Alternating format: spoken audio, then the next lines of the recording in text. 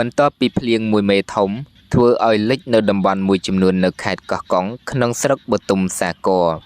ដោយក្រសួងធនធានទឹកនិងឧតុនិយមបានចេញផ្សាយថានឹងមានភ្លៀងធ្លាក់នៅតាមតំបន់មួយចំនួនពីមធ្យមទៅបង្គួរចាប់ពីថ្ងៃទី11ខែកញ្ញាដល់ថ្ងៃទី17ខែកញ្ញាឆ្នាំ2023នេះ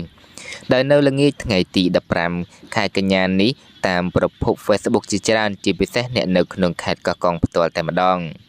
បានបង្ហោះវីដេអូទាក់ទងទៅនឹងជំនន់ទឹកភ្លៀងថាភ្លៀងបានជន់លិចនៅលើកំណាត់ផ្លូវមួយកន្លែង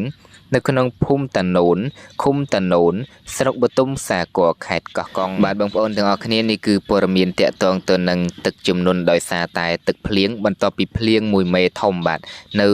ក្នុងស្រុកបទុមសាគរខេត្តកោះកុងអញ្ចឹងផ្លូវនេះគឺថាជារៀងរាល់ឆ្នាំបងប្អូនទាំងអស់គ្នាឲ្យតែភ្លៀងគឺថានឹងមាន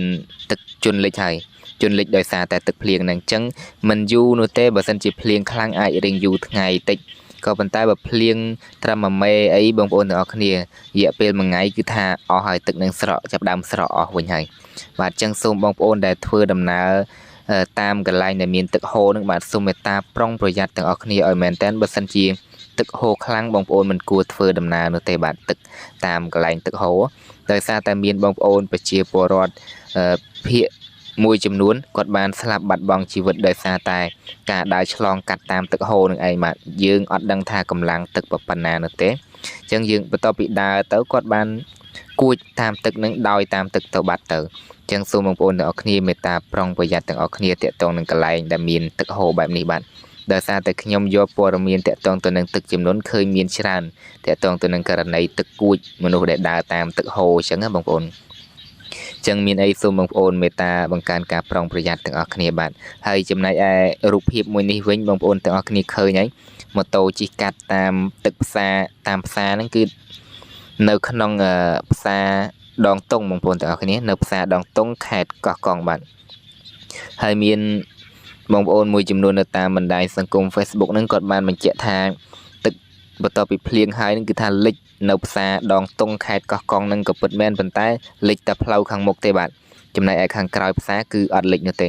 ហើយ admin ក៏អត់ដឹងដែរបងប្អូនទាំងអស់គ្នាថាលិចតែពីខាងមុខពីខាងក្រោយអត់លិចមែនឬក៏យ៉ាងណាមានតែបងប្អូនដែលនៅតាមនឹងផ្ទាល់ទេទើបដឹង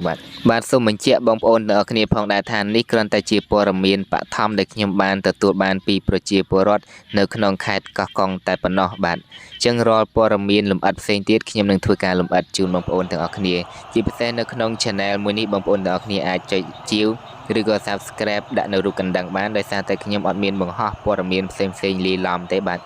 ខ្ញុំបង្ហោះតែរាល់ព័ត៌មានទាក់ទងទៅនឹងគ្រោះទឹកជំនន់ក៏ដូចជាគ្រោះធម្មជាតិផ្សេងតែម្ដងនៅក្នុង channel នេះបាទគណៈពេលនេះខ្ញុំបាទ admin សូមអរគុណនិងសូមគោរពលាបាទ